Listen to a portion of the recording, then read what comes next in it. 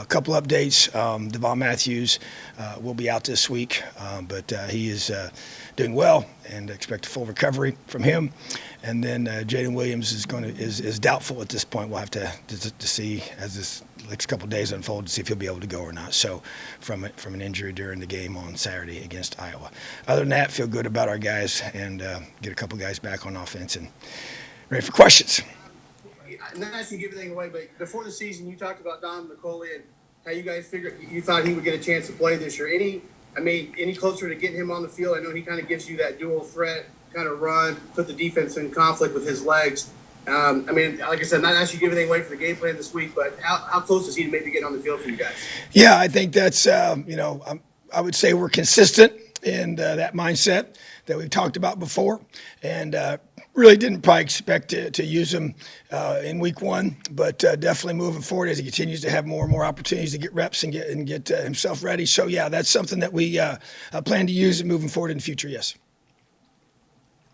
Dustin and Kevin. Tom, I'm guessing Luke Hager must be 100% available. What does that do for the offensive line? And do you know who your 5 is going to be yet? Is that still up for competition, or you guys have made a decision about who you're starting up front with him back? Yeah, he's back, and that's good. He's had a really good week as well, and so he'll be a part of those 5, and so guys will see that on kickoff, but on game day. But bottom line is, yes, it's just trying to get our best 5 guys on the field.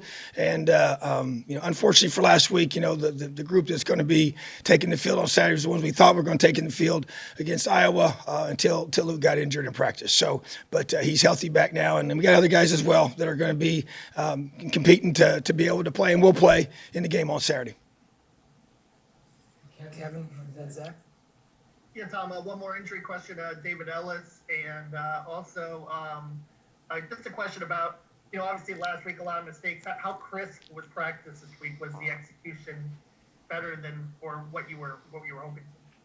Yeah, I would say to answer your first question, David Ellis is expected to go, and he's had a good week of practice. And but to your second question, yeah, it was crisp and sharp. I do feel like that. I think it was good, and I think it got better every day during the week.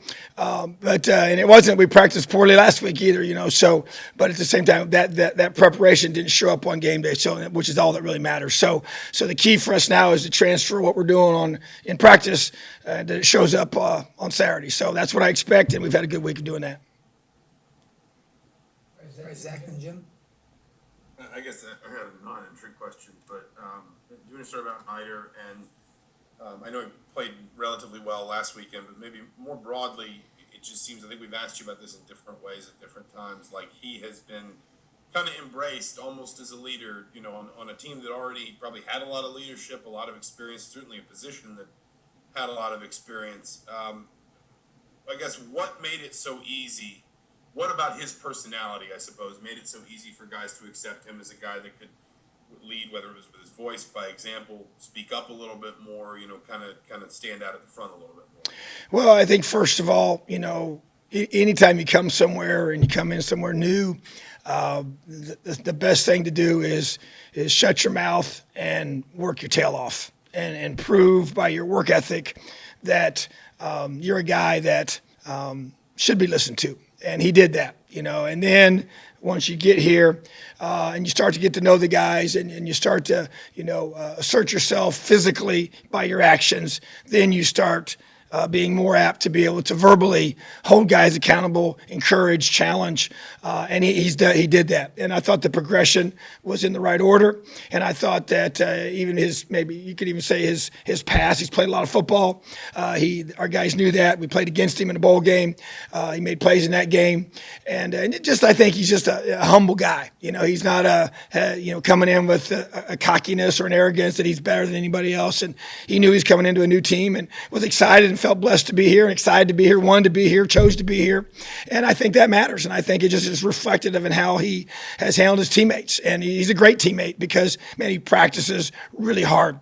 And that's huge because that's how you get respect to your teammates. And like I said, started in the weight room in January and then carried into spring football. He was, we selected him like we did for the most valuable defensive guy during spring for those 15 practices.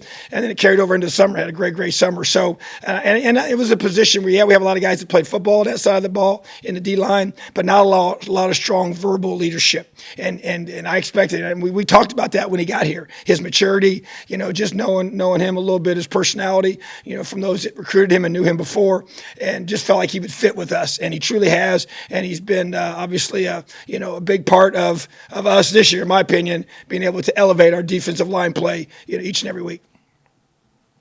All right, Jim, then Rick Bozich.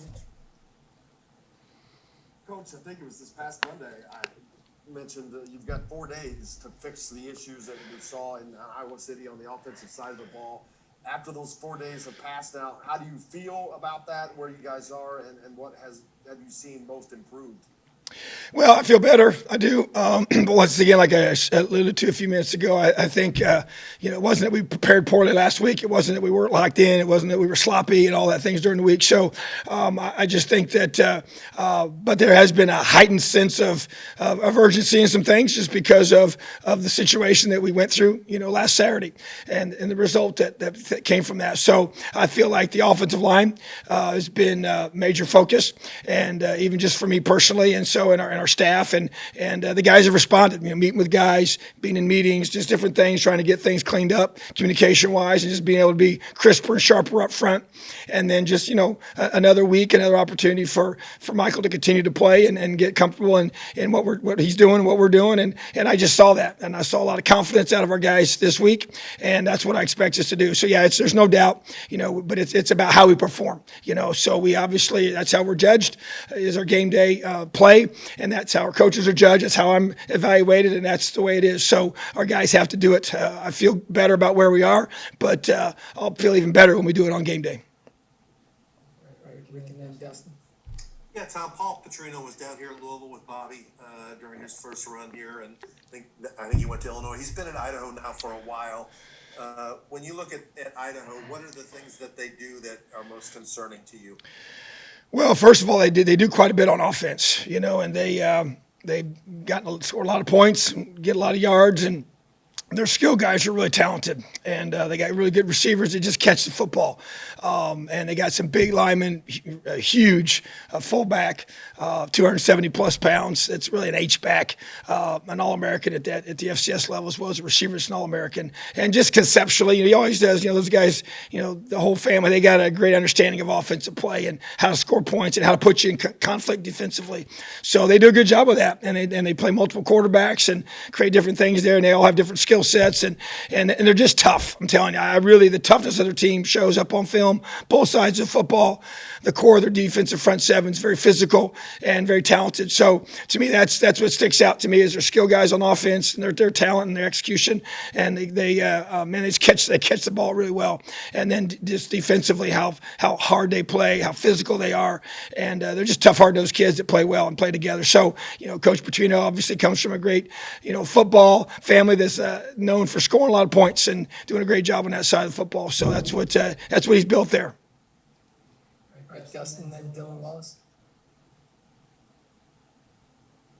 To go back to, you mentioned Jalen Williams at the beginning. Obviously, you guys used to have Reese and Taiwan at options at corner, but I guess who's the next man up if you're going to use three corners in a game? Who's the third guy, and what do you like about that person? Yeah, Chris Keys is that guy, and it's been good to see him elevate himself this week. I think he's one of those guys that we've always felt, he's got the most length of anybody in that room, runs as good as anybody in that room, and but I just think it's just him to take that next step. So that's my challenge to him, is to be able to elevate himself. It's a great opportunity for him to be able to play and get a lot of snaps on game day, and that's what's going to happen. And so to me, I expect him to do that, and even these next couple of days, how he prepares, how he learns how to be a guy that's a Saturday guy that we're counting on is this big. Larry Tracy and other guys are going to have to play, and I expect him to play and do a great job of us competing and being tough and playing with technique and playing with toughness and executing. So those are the two guys, but Chris Keys will be the next man up.